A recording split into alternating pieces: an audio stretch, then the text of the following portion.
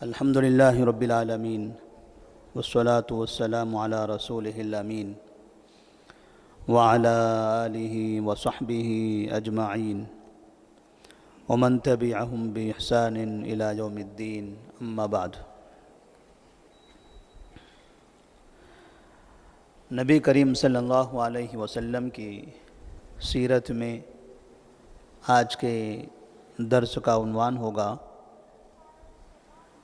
جنگ احد میں 3 زخمیوں کا قصہ۔ جس وقت جنگ احد ختم ہو چکی تھی، مسلمان مدینہ منورہ کی طرف جانے کی تیاری کر رہے تھے۔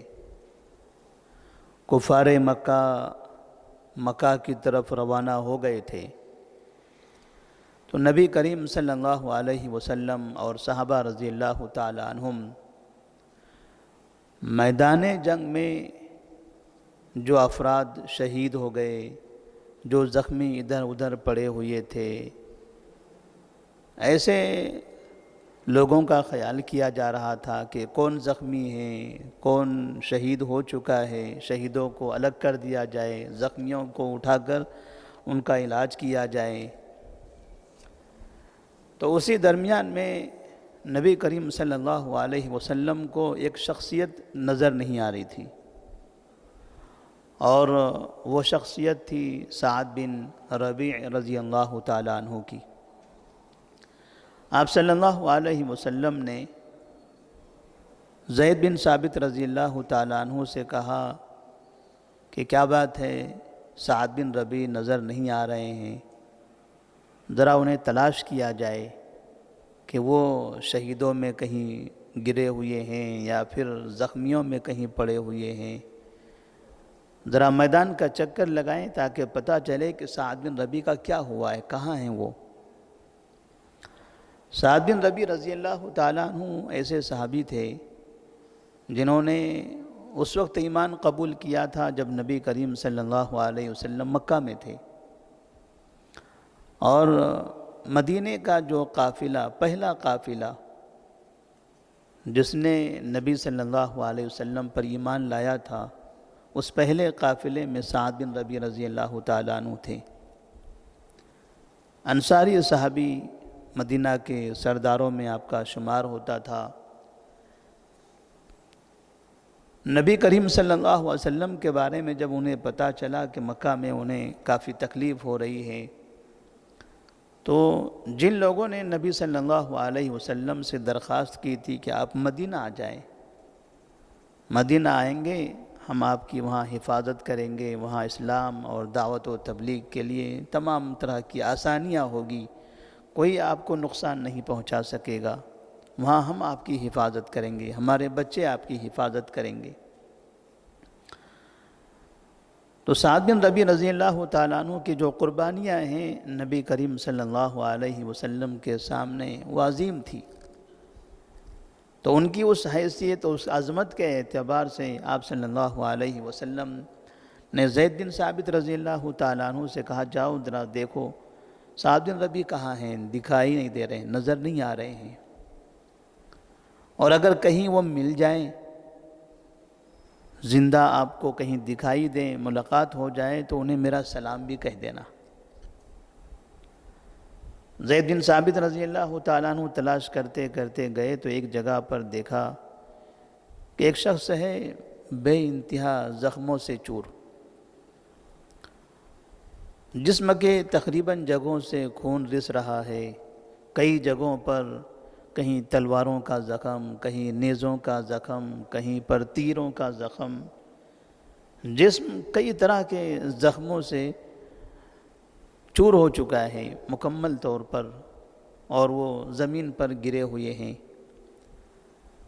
زید بن ثابت رضی اللہ تعالیٰ عنہ ان کے پاس جاتے ہیں اور کہتے ہیں، کیف تجدک، نبی کریم صلی اللہ علیہ وسلم نے آپ کے بارے میں کہا ہے کہ آپ کو سلام کہوں، نبی کا سلام پہنچاؤں، اور آپ کا حال پوچھوں کہ آپ کیسے ہیں، کس حالت میں ہیں آپ، نبی نے آپ کا حال پوچھا ہے۔ تو وہ کہتے ہیں کہ قل لہ یا رسول اللہ اجد ریح الجنہ، نبی کریم صلی اللہ علیہ وسلم کو پہلے میرے سلام کا جواب دے دیجئے. قل لہ علی رسول اللہ صلی اللہ علیہ وسلم السلام وقل لہ یا رسول اللہ اجد ریح الجنہ، پہلے سلام کا جواب دے دیجئے انہیں اور کہیے کہ میں جنت کی خوشبو پا رہا ہوں. اور پھر انہوں نے اپنے جسم کی طرف اشارہ کرتے ہوئے بتایا کہ دیکھو میرے جسم پر کتنے زخم ہیں. زید بن ثابت رضی اللہ تعالیٰ عنہ نے دیکھا تو ایسا محسوس ہوا کہ اب زیادہ دیر تک ان کا بچنا مشکل ہے. ایسے وقت میں سعد رضی اللہ تعالیٰ عنہ کو اپنا کیا ہوا وہ وعدہ یاد آیا. مکہ کی وادی میں رات کے وقت میں نبی کریم صلی اللہ علیہ وسلم سے انہوں نے کہا تھا، اے اللہ کے رسول صلی اللہ علیہ وسلم آپ مدینہ آئیں، مدینہ میں ہم آپ کی حفاظت کریں گے، وہاں پر کوئی انسان آپ کو تکلیف نہیں پہنچا سکے گا جب تک کہ وہ ہماری لاشوں سے نہ گزر جائیں، وہ آپ تک نہیں پہنچ سکیں گے. اب سعد بن ربیعہ اپنے آپ کو دیکھ رہے ہیں کہ وہ تو ختم ہو رہے ہیں، تو انہیں نبی کی فکر ہو رہی ہے، اور وہ کہتے ہیں زید بن ثابت رضی اللہ تعالیٰ عنہ سے، قل لقومی الانصار، میرا یہ آخری پیغام، میری آخری وصیت ہے اس دنیا سے جانے سے پہلے، میری قوم انصار سے جا کر کہنا، لا عذر لکم عند اللہ ان خلص الى رسول اللہ صلی اللہ علیہ وسلم وفیکم عین تطرف. نبی کریم صلی اللہ علیہ وسلم کے پاس کوئی شخص نقصان پہنچانے کے لیے پہنچ جائے اور تم میں سے کوئی شخص زندہ ہو، اگر ایسا کبھی ہوا تو خدا کے سامنے تمہارے پاس کوئی عذر نہیں ہوگا. یعنی جب تک کہ تمہارے اندر جان موجود ہے، ہر حالت میں نبی کریم صلی اللہ علیہ وسلم کی حفاظت کرنا ہے، کیونکہ ہم نے ان سے وعدہ کیا تھا. ان کے چچا نے کہا تھا کہ اگر واقعی تم لوگ حفاظت کر سکتے ہو تو لے جاؤ، اگر حفاظت نہیں کر سکتے تو چھوڑ دو ہمیں یہیں پر، ہم محمد کو بھتیجے کو یہیں رکھیں گے. تو سعد رضی اللہ تعالیٰ عنہ اپنے آخری لمحے میں مدینہ کے انصار سے یہ وصیت کرتے ہیں کہ جب تک کہ تمہارے اندر جان ہے، تمہاری آنکھیں کھلی ہوئی ہیں، کسی شخص کو بھی نبی کے قریب پہنچنے نہ دینا. اور پھر تھوڑی دیر کے بعد ان کی آنکھیں بند ہو گئی. زید بن ثابت رضی اللہ تعالیٰ عنہ یہ پیغام لے کر نبی صلی اللہ علیہ وسلم کے پاس پہنچے ہیں اور انہوں نے سارا ماجرا سنایا کہ میں میدان میں گھوم رہا تھا، ایک جگہ سعد نظر آئے اور اس حالت میں تھے اور انہوں نے یہ پیغام دیا ہے. نبی نے فرمایا رحمہ اللہ، ان پر اللہ تبارک و تعالی رحم فرمائے، اللہ کی ان پر رحمت نازل ہو. نصح للہ ولرسولہ حیا ومیتا، اللہ کے لیے، اس کے رسول کے لیے اپنی زندگی میں اور مرنے کے بعد بھی انہوں نے ایک ایسا پیغام دے دیا، ایک ایسی نصیحت کی اللہ کی خاطر، اپنے نبی کی خاطر. جب تک زندہ رہے تب تک کہ اس وعدے پر قائم رہے، ہمیشہ مدینے میں نبی کی حفاظت کے لیے کوشاں رہتے تھے. اور جب اس دنیا سے جا رہے ہیں تو اپنے بعد والوں کو یہ وصیت کر رہے ہیں کہ ہمارے بعد نبی کی حفاظت کرنا. کیونکہ اس انصاری صحابہ رضی اللہ تعالیٰ عنہ دیکھ رہے تھے کہ مکہ والے بار بار مدینہ کی طرف آتے ہیں، ہمیشہ یہاں آ کر حملہ کرنے کی کوشش کرتے ہیں۔ پہلے بدر کے مقام پر انہوں نے کوشش کیا، پھر مدینہ شہر کے قریب پہنچ گئے، احد پہاڑ کے پاس آ کر یہاں نبی کو قتل کرنا چاہا، یہاں تک کہ انہوں نے یہ افواہ تک پھیلا دی کہ نبی کا قتل ہو گیا ہے۔ بہت سے مسلمانوں کو ایسا محسوس بھی ہونے لگا تھا کہ نبی کا قتل ہو گیا۔ بہت سے کافر خوشیاں منا رہے تھے کہ نبی کو ہم نے قتل کرنے میں کامیابی حاصل کر لی ہے۔ مطلب یہ تھا کہ ان کا مقصد ایک ہی ہے کہ یہ سید المرسلین صلی اللہ علیہ وسلم کو ختم کرنا چاہتے ہیں۔ یہ چاہتے ہیں کہ نبی کا قتل ہو، یہ دین مٹ جائے، دین ختم ہو جائے، اس لے کے نبی کا اختتام، یہ دین کا اختتام ہوگا۔ اللہ نے تو کہہ دیا ابھی ان کے بعد کوئی نبی آنے والا نہیں ہے۔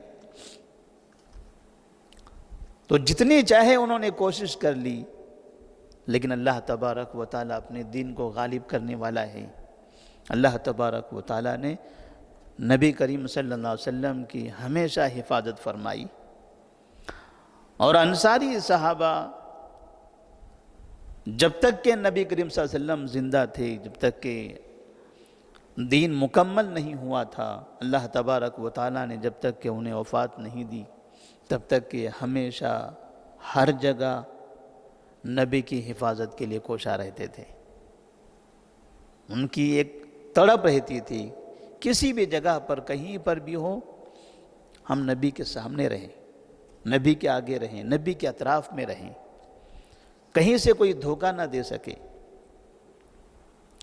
اس سے ایک چیز تو یہ سمجھ میں آتی ہے کہ صحابہ رضی اللہ تعالیٰ عنہم نے جہاں نبی صلی اللہ علیہ وسلم کا پیغام، نبی کی باتیں، نبی کے کام، نبی کی عبادتیں، نبی کی تجارت، نبی کے معاملات، نبی کی زندگی انتہائی امانت داری کے ساتھ جس طرح سے ان کو محفوظ کیا، وہیں پر نبی کریم صلی اللہ علیہ وسلم کی شخصیت، نبی کی ذات، انہیں بھی محفوظ رکھا۔ اس لیے کہ ایک داعی، ایک عالم، ایک مبلغ جو دین کی دعوت دینے والا ہے، اگر اس کی ذات، اس کی شخصیت، اس کی زندگی پرسکون ہوگی، وہ محفوظ ہوگی، تو دین کی دعوت میں آسانی ہوگی۔ دین کی دعوت، دین کا پیغام، دین کی تبلیغ، یہ ان چیزوں میں کامیابی حاصل ہوگی۔ اگر علماء ہیں، دعات ہیں، مبلغین ہیں، اگر یہ محفوظ نہ ہوں، ان کی زندگیاں محفوظ نہ ہوں، زندگی میں نہ اطمینان نہیں ہے، سکون نہیں ہے، قوم کی طرف سے پریشانی ہے، قوم بے یار و مددگار چھوڑی ہوئی ہے، پتہ نہیں ہے کسی کو بھی کون سے داعی کس حالت میں ہیں، کیا کرتے ہیں، کیسی دعوت دیتے ہیں، کیا کام کرتے ہیں یہ لوگ، کیسے رہتے ہیں، ان کی زندگی کیسے گزرتی ہے۔ قوم کو اگر ایسی چیزوں کا احساس ہی نہ ہو، نبی کریم صلی اللہ علیہ وسلم کے ساتھیوں نے اس بات کا احساس کیا تھا، اور اللہ تبارک و تعالیٰ نے پھر اسی لیے ان کے بارے میں کہا رضی اللہ عنہم ورضوا عنہ، اللہ تبارک و تعالیٰ ان سے راضی ہوا اور وہ اللہ سے راضی ہوئے۔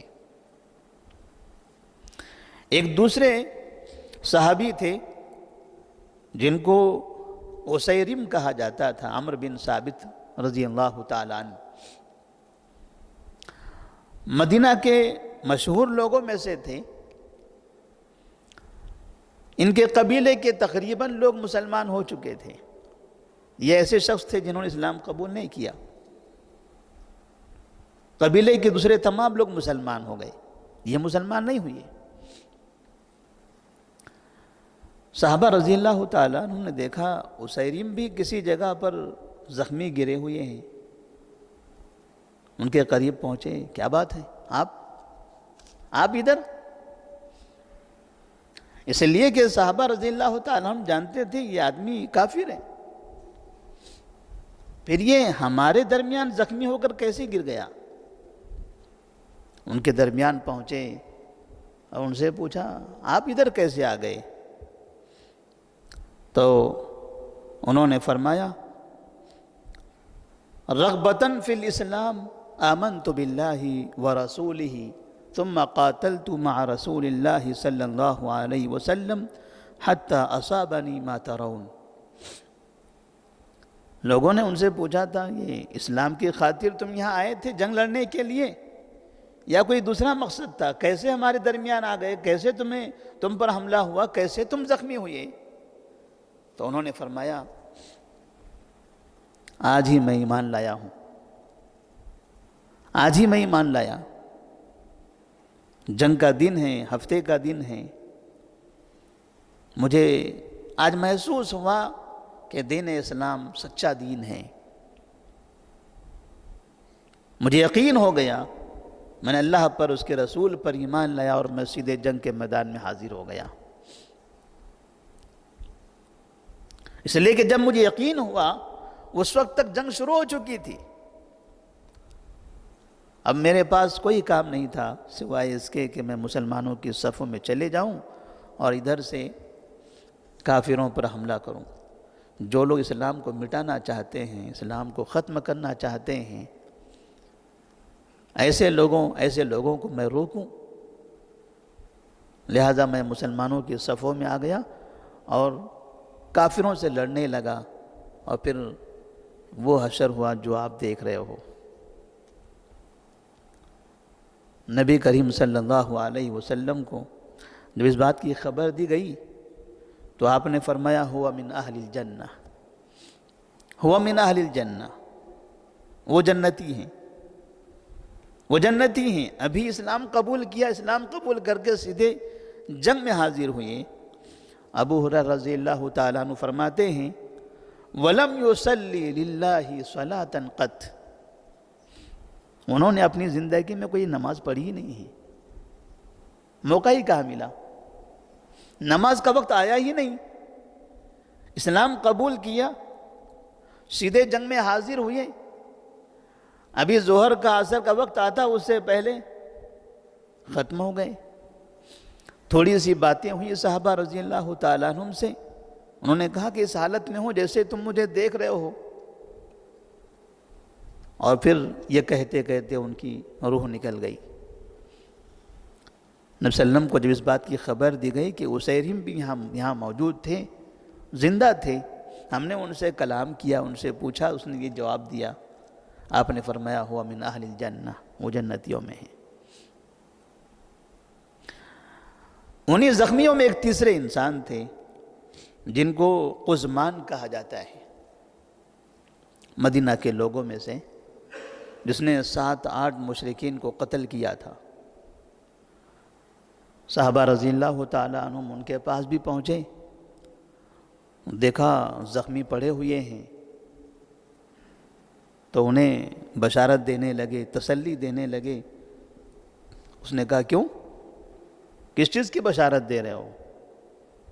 کہا آپ جنگ میں شریک ہوئے ہیں، اگر آپ کا انتقال ہو جاتا ہے تو یہ آپ کے لیے شہادت ہے، یہ آپ کے لیے شہادت ہے۔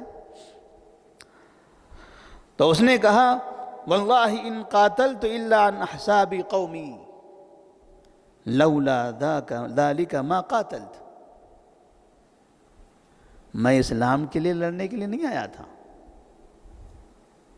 تمہارے دین کی حفاظت کے لیے میں نہیں آیا تھا، یہ میری قوم تھی، میرے قوم کے لوگوں پر حملہ کیا جا رہا تھا، مکہ والے میری قوم پر حملہ کرنے کے لیے آئے ہوئے تھے، اپنی قوم کی حفاظت کے لیے میں یہاں پر آیا تھا، دین کی حفاظت کے لیے نہیں آیا تھا۔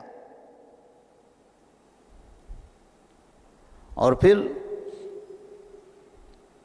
زخمی حالت میں تڑپتے تڑپتے اسے تکلیف جب بڑھنے لگ گئی تو اپنے خنجر سے اس نے اپنے آپ کا قتل کر دیا۔ نبی کریم صلی اللہ علیہ وسلم کے پاس جب اس زخمی انسان کے قتل کی خبر پہنچائی گئی تو آپ نے فرمایا انہ من اہل النار، انہ من اہل النار، وہ جہنمیوں میں ہے۔ اس نے اسلام بھی قبول نہیں کیا اور جنگ کے میدان میں حاضر بھی ہوا تو قومیت کے نام پر، اسلام کے نام پر نہیں۔ اسے سمجھ میں آتا ہے کہ وہ مسلمان، وہ افراد جو قومیت کے نام سے جنگ کرتے ہیں، گرچہ کہ وہ نبی کے ساتھ صفوں میں ہوں، صحابہ کے ساتھ صفوں میں ہوں، اگر دل میں جنگ کا مقصد اسلام نہ ہو تو وہ زخمی ہو جانا، وہ قتل ہو جانا کوئی فائدہ نہیں ہے۔ اس لیے آپ نے فرمایا انما الاعمال بالنیات، اعمال کا دار و مدار نیتوں پر ہے۔ ایک انسان ایسی بری حالت میں جنگ کے میدان میں پڑا ہوتا ہے، مسلمانوں کی طرف سے قتال کر رہا ہے، پھر بھی وہ مرنے کے بعد جہنم میں ہے، کیا فائدہ؟ نقصان کہاں سے ہوا؟ نیت کی وجہ سے۔ اس کا مطلب بہت سے ایسے نیک اعمال ہیں ہمارے جو بظاہر نیک دکھائی دیتے ہیں، نیک لگتے ہیں، لیکن اگر ان نیک کاموں میں ہماری نیت اچھی نہیں ہے تو ایسی صورت میں وہ نیک کام مقبول نہیں ہوں گے۔ اللہ تبارک و تعالیٰ سے دعا ہے کہ اللہ تبارک و تعالیٰ ہم تمام کو دین کے لیے مخلص بنائے، ہمارے اعمال میں اچھی نیت والا بنائے۔ اللہ تبارک و تعالیٰ ہمارے اعمال کو قبول فرمائے۔ والسلام علیکم ورحمۃ اللہ وبرکاتہ۔